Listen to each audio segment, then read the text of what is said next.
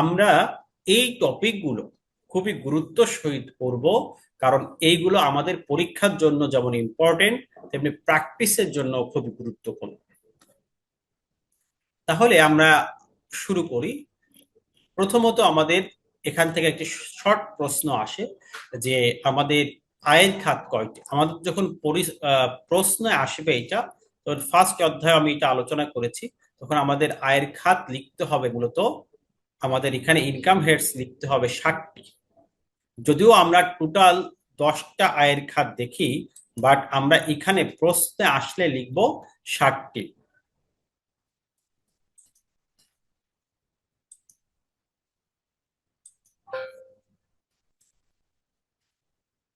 প্রশ্নে আমরা 60টি কেন লিখব? কারণ হচ্ছে আমাদের 30 ধারায় ইনকাম হেডস বলা আছে 7 ইনকাম হেডস, 60টি আয়ের সোর্স বলা আছে, এজন্য আমরা 60টি লিখব। তাহলে আমরা একটি পেয়ে গেলাম যে শর্ট কোশ্চেন আসতে পারে যে আয়ের খাত কয়টি। তাহলে আমাদের উত্তর হবে আয়ের খাত হচ্ছে 60টি। সেই হেডস গুলো কি কি যদি আমরা একটু দেখি, একটা হচ্ছে চাকরি থেকে আয়,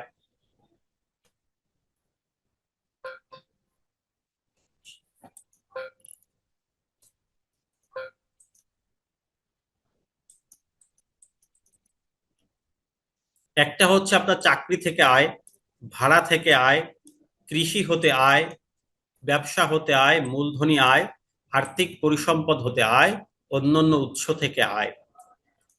তাহলে এই যে 60টি, এই 60টি হচ্ছে আমাদের মেইন ইনকাম হেডস বা মূল আয়ের খাত। এর বাহিরেও আমরা 3টি ইনকাম সোর্স আছে, কিন্তু পরীক্ষায় যদি আসে আমরা 60টি লিখবো। এই হচ্ছে এখানের মূল বক্তব্য। ওকে, এরপরে আসেন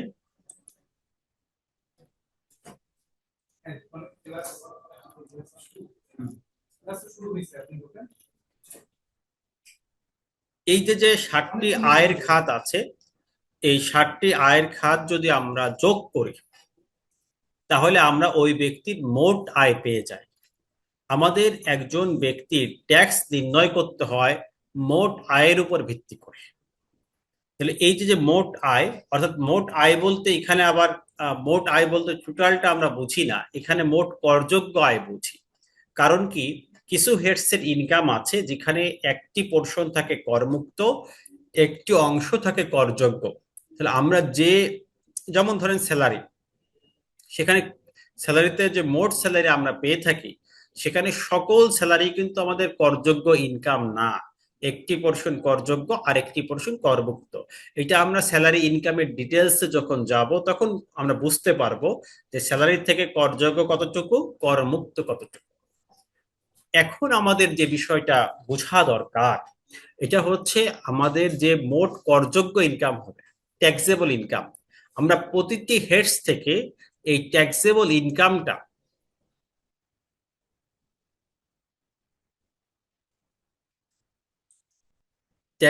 ইনকামটাকে আলাদা করব। কিভাবে আলাদা করব, এটা প্রতি হেডসে যে আমরা আলাদা আলাদা ভাবে এটা পড়ব। এখন আমাদের বেসিক বিষয় হচ্ছে যখন আমরা ট্যাক্স নির্ধারণ করব, তখন হচ্ছে এই যে 60টি সোর্স দেখলাম বা টোটাল 10টি ইনকাম দেখলাম, সেই ইনকাম থেকে যে করযোগ্য আয়টা হবে, সেই করযোগ্য আয়ের উপর আমরা ট্যাক্স নির্ধারণ করব। তাহলে আমরা ট্যাক্স নির্ধারণ করব কিসের উপরে? করযোগ্য আয়ের উপরে। যে করযোগ্য আয়টা থাকবে এটার উপরে মূলত আমরা ট্যাক্স নির্ধারণ করি। ওকে, এখন ট্যাক্সটা কিভাবে আমরা ক্যালকুলেশন করব? ধরেন একজন ব্যক্তির ইনকাম 20 লাখ টাকা, তার ট্যাক্স কত হবে? এরকম ভাবে আমাদের নানা প্রশ্ন থাকে যে একজন ব্যক্তির ইনকাম সম্পর্কে আমরা জানি, তাহলে তার ট্যাক্সটা কিভাবে আমরা নির্ণয় করি। আমাদের বর্তমান যে ট্যাক্সের স্ট্রাকচার, এটা দেখলে বুঝতে পারবেন যে সেখানে মূলত 3টি ধাপ আমাদের অতিক্রম করতে হয়। 1 নম্বর হচ্ছে করমুক্ত সীমা, আর একটা হচ্ছে স্ল্যাব রেট, আর একটা হচ্ছে ফ্ল্যাট রেট। এই 3টি ধাপে আমাদের ব্যক্তি ট্যাক্স ক্যালকুলেশন করা হয়। আর কোম্পানি ট্যাক্সের জন্য শুধুমাত্র ফ্ল্যাট রেট। ফ্ল্যাট মানে কি? একদমই স্পেসিফিক রেট, যেমন ধরেন 20%, 25%, 30%, এরকম। এটা তো ফ্ল্যাট, সবার জন্য সম হারে প্রযোজ্য হয়। আর স্ল্যাব অর্থ যে এটা প্রোগ্রেসিভ, ইনকাম যত বাড়ে ট্যাক্স রেট তত বাড়তে থাকে, আস্তে আস্তে করে ট্যাক্স রেট বাড়ে। এরপর কিন্তু ব্যক্তির ক্ষেত্রে তিনটা বৈশিষ্ট্যই আছে, কর মুক্ত আছে, মানে ট্যাক্স অব্যাহতি একটা আছে, দ্বিতীয়ত হচ্ছে স্ল্যাব রেট আছে, প্রোগ্রেসিভ রেট আছে, আর থার্ডলি হচ্ছে ফ্ল্যাট রেট আছে। এই তিনটি রেটের সমন্বিত রূপই হচ্ছে ব্যক্তি ট্যাক্সে আমরা দেখতে পাই। কিভাবে আসে এবার আমরা ক্লিয়ার করি। প্রথমত আমাদের গত ক্লাসে যে আলোচনা ছিল একদম ইন্ট্রোডাক্টরি ক্লাসে, যে করমুক্ত সীমা রয়েছে, যেমন পুরুষের ক্ষেত্রে 3.5 লাখ টাকা পর্যন্ত হচ্ছে আমাদের করমুক্ত সীমা। পুরুষ বলতে এখানে না, স্বাভাবিক ব্যক্তি, মহিলা এবং 65 বছর বয়সে যে কোনো করদাতা, এটা পুরুষ হোক বা মহিলা হোক, যদি বয়স 65+ হয় তাহলে 4 লাখ টাকা করমুক্ত। এরপর তৃতীয় লিঙ্গ 4,75,000 এবং যুদ্ধহত মুক্তিযুদ্ধ 5 লাখ টাকা পর্যন্ত করমুক্ত। তাহলে আমরা জানি যে এটা হচ্ছে এই ব্যক্তির করমুক্ত সীমা।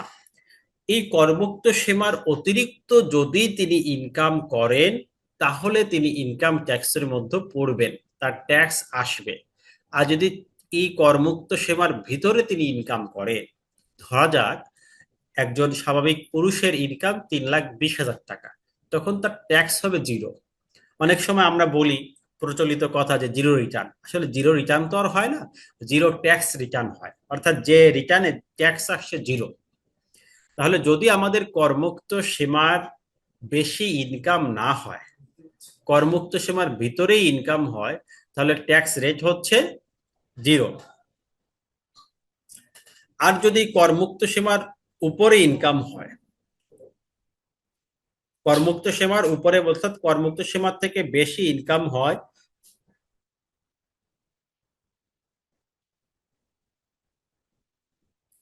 তাহলে তার ট্যাক্স আসবে। এখন প্রশ্ন হচ্ছে একজন ব্যক্তি যদি 10 লাখ টাকা ইনকাম করে, তাহলে কিন্তু করমুক্ত সীমার বেশি ইনকাম করেছে, তার ট্যাক্স কত হবে? এটাই হচ্ছে আমাদের বোঝার বিষয়। যখন একজন ব্যক্তি করমুক্ত সীমার অতিরিক্ত ইনকাম করবে, তার ট্যাক্সটা আমরা কিভাবে ক্যালকুলেশন করব বা ট্যাক্সটা কিভাবে পে করব। এখন আমি এক্সাম্পলের সাহায্যে বোঝাই যে এই করমুক্ত সীমার পরে আমাদের 15 লাখ টাকার একটি স্ল্যাব রেট আছে বা প্রোগ্রেসিভ রেট আছে, সেই রেটে আমাদের ট্যাক্সটা নির্ণয় করতে হবে। আর এই 15 লাখ স্ল্যাবের পরে বাকি আছে ফ্ল্যাট 25%। তার মানে ব্যক্তির ক্ষেত্রে এখানে একটা প্রশ্ন আসে যে ব্যক্তির ক্ষেত্রে সর্বোচ্চ ট্যাক্স রেট কত, তখন আমাদের উত্তর হচ্ছে 25%, 25%। তাহলে ব্যক্তির সর্বোচ্চ হাইয়েস্ট রেট ট্যাক্স কত? 25%। এই 25 হচ্ছে ফ্ল্যাট সর্বোচ্চ রেট। তাহলে আমরা যদি 3.5 লাখ টাকা ইনকাম করি, যদি পুরুষ হয় তাহলে তার কোনো ট্যাক্স নাই, ট্যাক্স হচ্ছে 0। এরপরে 15 লাখ টাকায় তার একটা স্ল্যাব রেট আছে। 15 লাখ বলতে বোঝাচ্ছে প্রথমে 1 লাখ, এখানে হচ্ছে তার ট্যাক্স 5,000 টাকা, 5% রেট, ট্যাক্স আছে টোটাল 5,000। তাহলে ইনকাম কত দাঁড়ায়? 3.5 লাখ ছিল, সেখান থেকে 1 লাখ টাকা অ্যাড হলো, ট্যাক্স অ্যাড হলো 5,000 টাকা। 3,50,000 থেকে 4,50,000 পর্যন্ত এই মাঝের যে 1 লাখ আছে সেখানে তার ট্যাক্স রেট হচ্ছে 5%। তাহলে 1 লাখ টাকা আমাদের হয়ে গেল, 15 লাখের 1 লাখ শেষ। এরপরে চিন্তা করেন এই 4.5 লাখ থেকে পরবর্তী 4 লাখ, তাহলে 4.5 লাখ থেকে পরবর্তী 4 লাখ এর মাঝে যে অ্যামাউন্ট আছে এটার উপর ট্যাক্স রেট হচ্ছে 10%। এটার মাঝে রেট হচ্ছে 10%, তাহলে এখানে হচ্ছে 40,000 টাকা আমাদের ট্যাক্স হয়। 4 লাখে 10% 40,000। এই যে 4.5 লাখ ছিল, আরো 4 লাখ যোগ করলাম, তাহলে আমাদের 8 লাখ টাকা, এটা একটা স্ল্যাব তৈরি হলো। এখানে ট্যাক্স হচ্ছে 45,000, টোটাল 8,50,000, ট্যাক্স 45,000। তাহলে দেখেন ফার্স্ট 3.5 লাখে আমাদের কোনো ট্যাক্স নাই, 3.5 থেকে 1 লাখ এর মাঝে হচ্ছে 5%, আবার 4.5 লাখ থেকে 8.5 লাখ এই মাঝের 4 লাখে 10%। এরপরে তাহলে আমাদের টোটাল হলো কত? 1 আর 4, 5 লাখ। এর পরবর্তী 8.5 থেকে 13.5, এই 8.5 থেকে 13.5 এর মাঝে যে 5 লাখ আছে এটার উপর হলো 15% ট্যাক্স। তাহলে 5 লাখে আসে ৭৫,০০০, 15% হারে। তাহলে আগে ছিল আমাদের ট্যাক্স ৪৫,০০০, আর এই ৭৫,০০০ এটার সাথে অ্যাড হলো, তাহলে আমাদের ইনকাম দাঁড়াচ্ছে ১৩,৫০,০০০, আর ট্যাক্স দাঁড়াচ্ছে ১,২০,০০০। ঠিক এই ১৩,৫০,০০০ থেকে পরবর্তী ৫,০০,০০০, অর্থাৎ ১৩,৫০,০০০ থেকে ১৮,৫০,০০০ পর্যন্ত মাঝের যে অ্যামাউন্ট থাকবে এটার উপর ট্যাক্স হচ্ছে 20%। আবারও বলি, ১৩,৫০,০০০ থেকে পরবর্তী ৫,০০,০০০ এটার উপর ট্যাক্স রেট হচ্ছে 20%, অর্থাৎ ৫,০০,০০০ ট্যাক্স হচ্ছে ১,০০,০০০ টাকা। এখন তাহলে আমাদের টোটাল ট্যাক্স কি হলো? ১৩,৫০,০০০ পর্যন্ত আমাদের ট্যাক্স ছিল ১,২০,০০০ টাকা, আর এখানে এসে এই ১,০০,০০০ টাকা অ্যাড হলো, ট্যাক্সের পরিমাণ দাঁড়ালো 2,২০,০০০ টাকা। তাহলে এই দেখেন এখানে সিস্টেমটা দেখেন, এই ট্যাক্সকে আমরা প্রোগ্রেসিভ কেন বলছি? প্রথমে ৫%, তারপরে ১০%, তারপরে ১৫%, তারপরে ২০%, এভাবে চলে আসছে। এখানে টোটাল দেখেন ১,০০,০০০, ৪,০০,০০০, ৫,০০,০০০, ৫ আর ৫ ১০, আর ৫ ১৫, এই ১৫,০০,০০০ টাকার যে ইনকাম, এখানে কিন্তু আমরা এই সিস্টেম দেখতে পাই যে ইনকাম বাড়ার সাথে সাথে আমাদের ট্যাক্স রেট গুলো বেড়ে যাচ্ছে। এই যে ইনকাম বাড়ার সাথে সাথে ট্যাক্স রেট গুলো বেড়ে যাচ্ছে, এটার নাম হচ্ছে স্ল্যাব রেট বা প্রোগ্রেসিভ রেট। এরকম আমাদের ১৫,০০,০০০ টাকা যদি ইনকাম হলো, সেখানে ট্যাক্স দাঁড়াচ্ছে আমাদের 2,২০,০০০ টাকা। এই ১৫,০০,০০০ টাকা আমাদের ট্যাক্স হচ্ছে 2,২০,০০০। এখন আমরা এখানে আরেকটি বিষয় খেয়াল করি যে এর পরবর্তী, যেমন এই ১৮,৫০,০০০ পরেও তো আমাদের ইনকাম হতে পারে, যেমন একজন ব্যক্তির ইনকাম হলো ১৯,৫০,০০০, সেক্ষেত্রে কি হবে?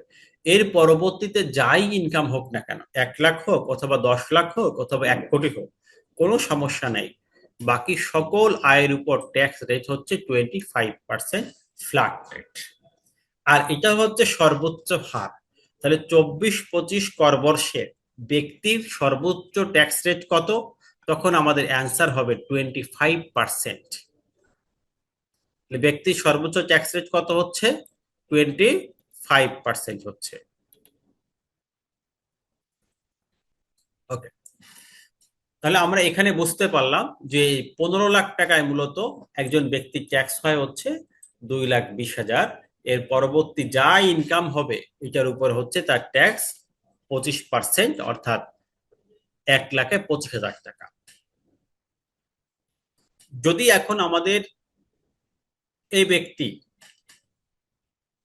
মহিলা হয় তাহলে কেমন হবে? যদি তৃতীয় লিঙ্গ হয় কেমন হবে? আমি একটা চার্টের সাথে দেখানোর চেষ্টা করছি এই বইয়ে। বইটা এজন্য কিনতে হবে যেহেতু এখানে ডিটেলসে সকল বিষয়গুলো আছে, বোঝার জন্য সুবিধা হবে। শুধু সেইটা তো আমি সকল সেই দিচ্ছি না, যেগুলো ইম্পর্টেন্ট সেগুলো দিচ্ছি। বইয়ে অনেক ব্যাখ্যা আছে, বিশ্লেষণ আছে, যেগুলো পড়লে আপনার প্র্যাকটিক্যাল লাইফেও কাজে লাগবে, আর এক্সামের জন্য তো অবশ্যই মাস্ট। এখন দেখেন, তাহলে এই যে ৩.৫ লাখ টাকা করমুক্ত হচ্ছে পুরুষের জন্য, আর ১৫,০০,০০০ টাকা, টোটাল ১৮,৫০,০০০ টাকা ট্যাক্স হয় 2,২০,০০০।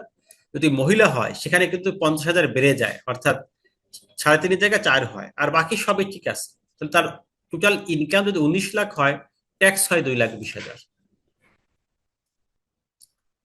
স্ক্রিনে মার্ক করা যাবে না, আমি শুধু মার্ক করব, এটা হলে অসুবিধা হয়।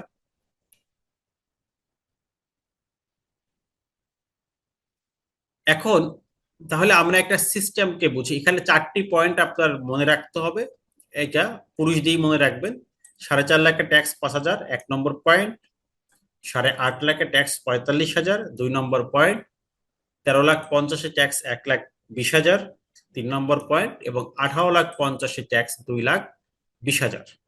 তাহলে এই যে 4টি পয়েন্ট, এই 4টি পয়েন্ট আপনাকে মনে রাখতে হবে, তাহলে আপনার হিসাবের ক্ষেত্রে সুবিধা হবে। ধরেন একজন ইনকাম বলা হলো যে 7 লাখ টাকা, ট্যাক্স কত হবে? তখন আপনি মনে করবেন যে 4.5 লাখের ট্যাক্স 5,000, আর বাকিটার উপর 10%, এরকম ভাবে আমরা চিন্তা করব। তাহলে আমাদের জন্য ট্যাক্স বের করাটা একদমই ইজি হয়ে যাবে, কারণ আমাদের মেইন কাজ হচ্ছে সহজে ট্যাক্সটা বের করা। আমরা যদি ক্যালকুলেশন করে হিসাব করে করে ট্যাক্স বের করতে যাই, তাহলে আমাদের অনেকটা সময় ওয়েস্ট হবে। তা আমরা টাইম কিল করব না, পরীক্ষার জন্য আমাদের স্মার্টলি প্রস্তুতি হতে হবে, ঠিক আছে? সেক্ষেত্রে আমাদের কি করতে হবে, কত স্বল্প সময়ে আমি অ্যান্সারটি করতে পারি সে বিষয়গুলোকে দেখতে হবে। এজন্য আমরা যদি এই টার্মগুলো মুখস্থ করে রাখি, 4টি পয়েন্ট, আপনার জন্য ট্যাক্সটা সহজ হয়ে যাবে। আমি উদাহরণ দিয়ে বোঝাচ্ছি এবার। ধরেন রায়হান সাহেব চাকরি থেকে 9,50,000 টাকা আয় করে, তার ট্যাক্স কত হবে? পরীক্ষায় প্রশ্ন আসলো, রায়হান সাহেবের করযোগ্য আয় বা আপনি যে ফ্যাক্ট আসলো সেখান থেকে বুঝতে পারলেন যে একজন ব্যক্তির ইনকাম 9,50,000, তার ট্যাক্স কত?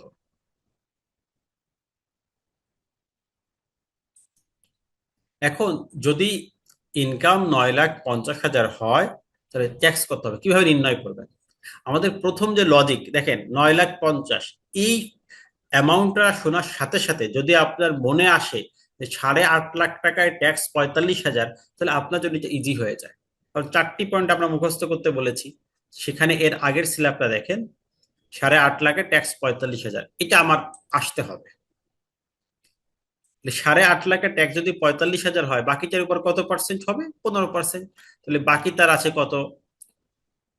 2 লাখ। 2 লাখে 15%, বাকি আছে 1 লাখ। 1 লাখে 15%, 15,000। তাহলে 45,000 এবং 15,000 টোটাল এই 60,000 টাকা তার ট্যাক্স হিসেবে কাউন্ট হবে। তাহলে এই ব্যক্তির ট্যাক্স হলো 60,000 টাকা। ঠিক আরেকটা প্রশ্ন আপনাদেরকে দেখাই। কামরুল সাহেব বাড়ি ভাড়া থেকে 20,50,000 টাকা ইনকাম করছে, তার আয়কর কত হবে? এই 20,50,000 যখন আপনার শুনেছেন, প্রথমে মাথায় আসতে হবে 18,50,000, কারণ লাস্ট আমাদের স্ল্যাব ছিল কত? 18,50,000, মানে তো 4টি স্ল্যাব।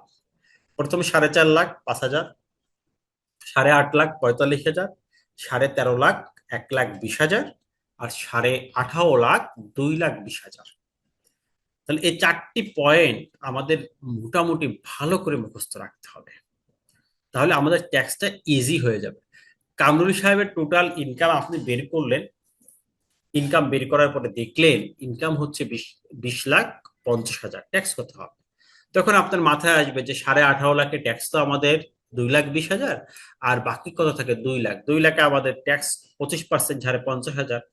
তাহলে এখানে 2,20,000 আর হলো 50, তাহলে ট্যাক্স হয়ে যায় 2,70,000 টাকা। তাহলে এখানে আমাদের অ্যান্সারটি সহজ হয়ে গেল, উত্তর হচ্ছে 2,70,000 টাকা। তাহলে এভাবে যদি আমরা থিঙ্কিং করি, তাহলে আমাদের এই ট্যাক্স ক্যালকুলেশন করে একদম ইজি হয়ে যাবে। আমরা যতগুলো ম্যাথ করব বা যতগুলো সলিউশন আমাদের আসবে, হয়তো বা 20 মার্কের এরকম ম্যাথের বিষয় থাকবে, এখানে কিন্তু মেইন পয়েন্টই হবে আপনার এই ট্যাক্স নির্ণয় করা। সব জায়গায় একটা প্রশ্ন থাকবে যে কর নির্ণয় করো, এরপর ট্যাক্স রিবেট বা আনুষঙ্গিক বিষয়গুলো আসবে। এগুলো আমরা আজকে দেখিয়ে দিব আপনাদেরকে। ঠিক যদি এরকম ভাবে আরেকটা প্রশ্ন হয় যে সাবিনা আক্তার, তখন আপনার এই দেখেন, ট্যাক্স নির্ণয়ের ক্ষেত্রে আপনি সব থেকে বেশি গুরুত্ব দিবেন যে এই ব্যক্তি পুরুষ না মহিলা, কারণ আপনাদের পরীক্ষায় দুইজন আসতে পারে, পুরুষ বা মহিলা। প্রতিবন্ধী বা অন্য যারা আছে তাদের ট্যাক্স এর থেকে প্রশ্ন আসার সম্ভাবনা খুবই কম। তাহলে আপনি খেয়াল করবেন আমি যার ট্যাক্স নির্ণয় করব সে ব্যক্তি পুরুষ নাকি মহিলা। কারণ পুরুষ হলে একভাবে ট্যাক্স হয় আমরা জানি, 3.5 লাখ টাকা অব্যাহতি, আর মহিলা হলে 4 লাখ টাকা অব্যাহতি। তাহলে এই সাবিনা আক্তার, তিনি যে 23,50,000 ইনকাম করলেন, সেখানে তার ট্যাক্স কত হবে? তখন আমরা জানি যে প্রথম মহিলা হলে 19 লাখ পর্যন্ত তার স্ল্যাব আছে, এই 19 লাখে তার ট্যাক্স হয় 2,20,000 টাকা। আর বাকি যে অ্যামাউন্ট থাকে 4,50,000, এটার উপর 25% ছাড়ে 1,12,500 টাকা ট্যাক্স চলে আসে। তার মানে এখানে তার টোটাল ট্যাক্স হয় এই 2,20,000 আর 1,12,500, টোটাল হয় 3,32,500 টাকা। তাহলে এভাবে করে আপনি তার ট্যাক্সটা পেয়ে যাচ্ছেন। তাহলে খুব সহজেই আমরা এভাবে করে একজন ব্যক্তি ট্যাক্স নির্ণয় করতে পারি। তাহলে আজকের যে আপনাদের যে পরীক্ষার জন্য সব থেকে যে ইম্পর্টেন্ট পার্টটা, এটা কিন্তু আলোচনা হয়ে গেল যে একজন ব্যক্তির আয় জানলে সাথে সাথে আমরা তার ট্যাক্সটা বের করতে যেন পারি। এই পয়েন্টের মাধ্যমে আমরা এটাকে ক্লিয়ার করলাম যে একজন ব্যক্তির আয় হলে তার ট্যাক্স কত হবে।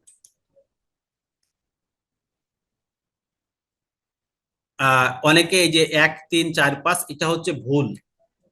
1 নম্বর কথা হচ্ছে আমরা এটা যা পড়াচ্ছি এটা হচ্ছে আপডেট 2024 সালের আলোকে, রাইট? আর আপনি যা দিচ্ছেন এটা এর আগের বছর, এটা ভুল ক্যালকুলেশন, এজন্য কনফিউজ করবেন না আপনারা। আমরা এখানে দীর্ঘদিন প্র্যাকটিসের পাশাপাশি এইটা বই লেখা থেকে এটার প্রতিটা পয়েন্ট আমাদের গবেষণা আছে, বুঝছেন? এর প্রতিটা পয়েন্ট, এই যে স্ল্যাব বেড কিভাবে বের করতে হয়, এগুলো আমাদের গবেষণামূলক। অতএব এখানে আমরা আপনাদেরকে কোনো ভুল মেসেজ দিচ্ছি না, ঠিক আছে? এটা একটু আপনারা মাথায় রাখলে ভালো হয়। আর অনেক বইতে, বিশেষ করে বিভিন্ন বইতে দেখে আমাদের কিছু ভুল ইনফরমেশন আছে। এজন্য আমি বলছি সবাই একটি বই ফলো করেন, কারণ এখান থেকে আমি পড়াচ্ছি, লেকচার বুঝতে আপনাদের সুবিধা হবে। ট্যাক্স মাস্টার, এই বইটি সবাই ফলো করেন। এর বাইরে যা লাগবে আমরা শীট দিয়ে দিব। ওকে।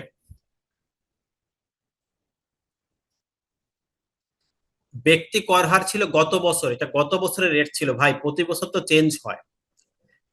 আমরা তর্কর খাতিরে যাচ্ছি না, আমরা করছি যে আমাদের যে বিষয়টা আছে এটা রাইট।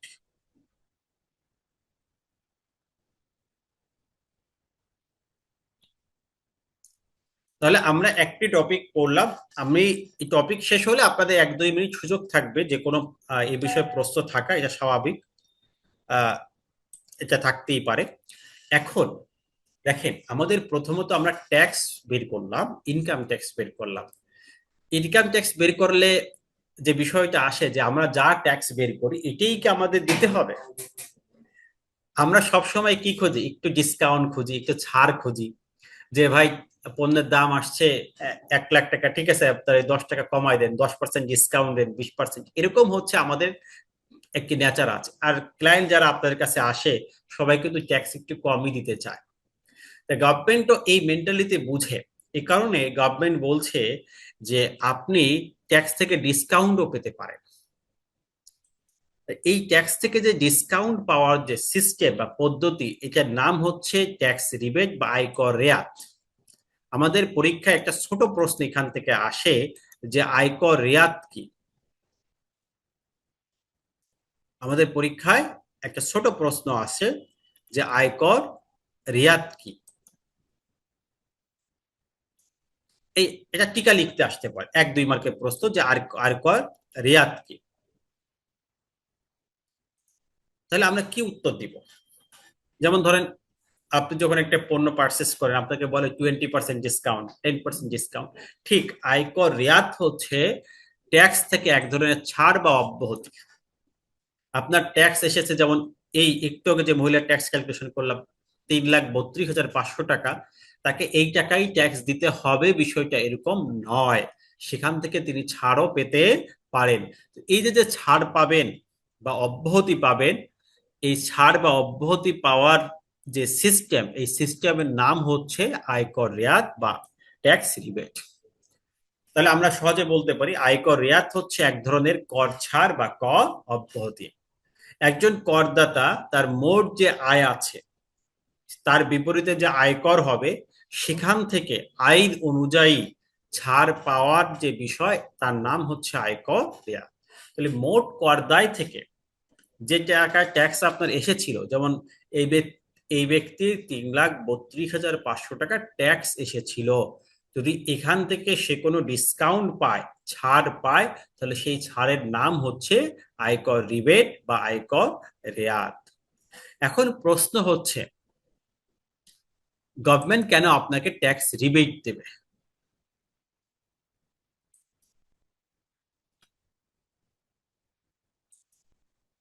প্রশ্ন আমাদের আসতে পারে যে গভর্নমেন্ট আমাদের কেন, কারণ আমরা তো, গভর্নমেন্ট তো ট্যাক্স বেশি চায়, তাহলে গভর্নমেন্ট কেন আমাদেরকে ট্যাক্স রিবেট দিবে? এটা একটা কমন প্রশ্ন, আমরা কেউ স্ক্রিনে মার্ক করব না। এখন গভর্নমেন্ট কেন আমাদেরকে রেয়াত দিবে, এটা একটা প্রশ্ন। গভর্নমেন্ট দুটি কারণে আপনাকে রেয়াত দিবে। একটা হচ্ছে নির্দিষ্ট খাতে আপনি দান করলে, অথবা নির্দিষ্ট খাতে বিনিয়োগ করলে। নির্দিষ্ট খাতে দুইটা জিনিস, তাহলে রেয়াত কিসের উপর পাওয়া যায়?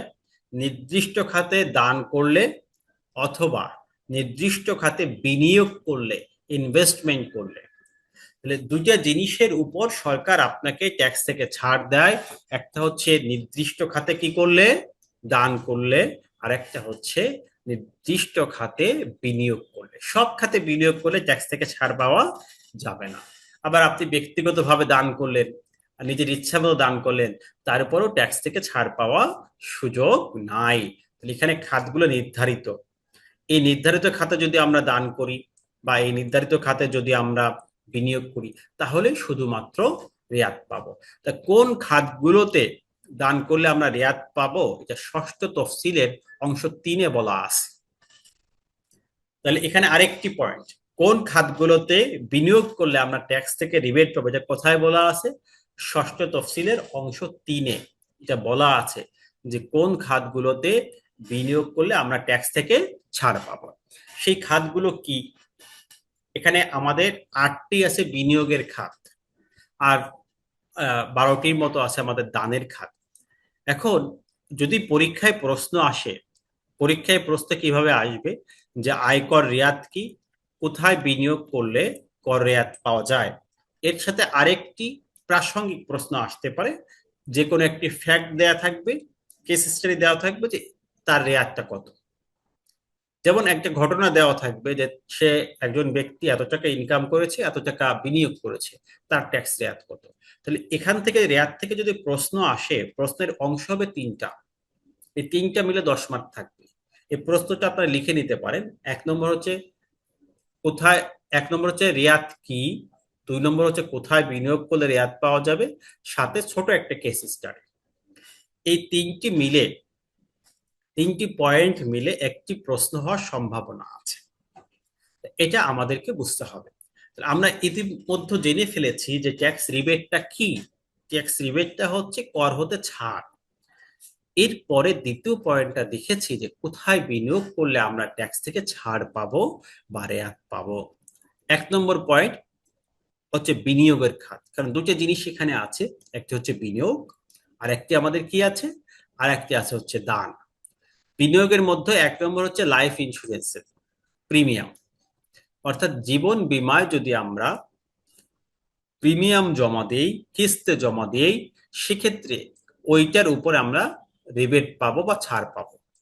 তাহলে খাত, এটা হলো খাত, কোথায় বিনিয়োগ করলে রেয়াত পাবো, কিন্তু কতটুকু পাবো এটা কিন্তু আমি বলি নেই, বা কি পরিমাণ পাবো এটা হলো আলাদা একটা ক্যালকুলেশন। খাতগুলো আমি বলছি। তাহলে এটা হচ্ছে 1 নম্বর খাত।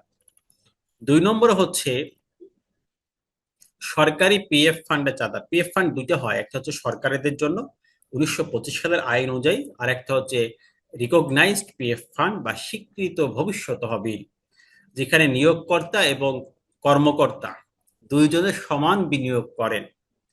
এটা সাধারণত বেসরকারি যে সকল প্রতিষ্ঠান আছে তারা এই ফান্ডগুলোকে অনুমোদন করিয়ে আনে।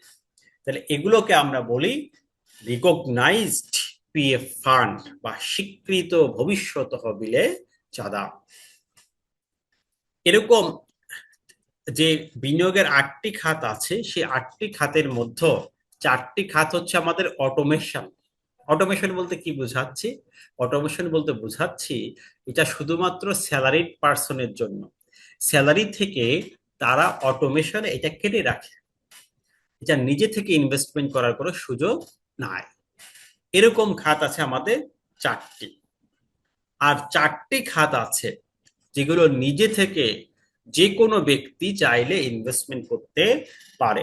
স্যালারিড পার্সনও পারে, যিনি বাড়ি ভাড়া থেকে ইনকাম করেন তিনিও পারেন, যিনি ব্যবসা থেকে ইনকাম করেন তিনিও পারেন। তার মানে হচ্ছে 4টা দেখবো অটোমেশন, আর 4টা দেখবো হচ্ছে আমরা সকলের জন্য প্রযোজ্য এমন খাত। তা 4টা যে অটোমেশন, এই 4টে একটু বলে দেই। একটা হচ্ছে পিএফ ফান্ড, দুইটা সরকারি পিএফ ফান্ড আর স্বীকৃত পিএফ ফান্ড। আর হচ্ছে কল্যাণ তহবিল বা গোষ্ঠী বীমা, এটা একটা সুপার অ্যানুয়েশন ফান্ড। তাহলে এই 4টি ফান্ডে যে টাকা কেটে রাখে, যে টাকাগুলো কেটে রাখে সেই টাকাগুলো ইনভেস্টমেন্ট হিসেবে কাউন্ট হয়। আর 4টি ক্ষেত্রে নিজ থেকে বিনিয়োগ করার সুযোগ থাকে। তার মধ্যে 1 নম্বর হচ্ছে লাইফ ইন্স্যুরেন্স প্রিমিয়াম, 2 নম্বর হচ্ছে ডিপিএস, এই ডিপিএস এর একটা লিমিট আছে, লিমিট হচ্ছে 1,20,000 টাকা। এখান থেকে আমাদের একটা শর্ট কোশ্চেন আসতে পারে যে ডিপিএস এর বিনিয়োগের সর্বোচ্চ সীমা কত। তাহলে আমরা কি উত্তর হবে? 1,20,000 টাকা। ডিপিএস এ আমরা সর্বোচ্চ কত টাকা বিনিয়োগ করতে পারবো? 1,20,000 টাকা। তাহলে 1 নম্বর হলো, যেগুলো আমাদের সবাই করতে পারবে, চারটি, তার মধ্যে একটা হচ্ছে আমরা কি দেখলাম, লাইফ ইন্স্যুরেন্স। 2 নম্বর আমরা দেখলাম আমাদের ডিপিএস, এখানে আবার লিমিট আছে 1,20,000 টাকা। অর্থাৎ 1,20,000 টাকার বেশি বিনিয়োগ করলেও আপনি সুযোগ পাবেন না। তাহলে আপনার 20,000 টাকার একটি মাসিক ডিপিএস থাকলো, তাহলে আপনার 12 মাসে 2,40,000 টাকা বিনিয়োগ হলো, আপনি এটা দেখাতে পারবেন না।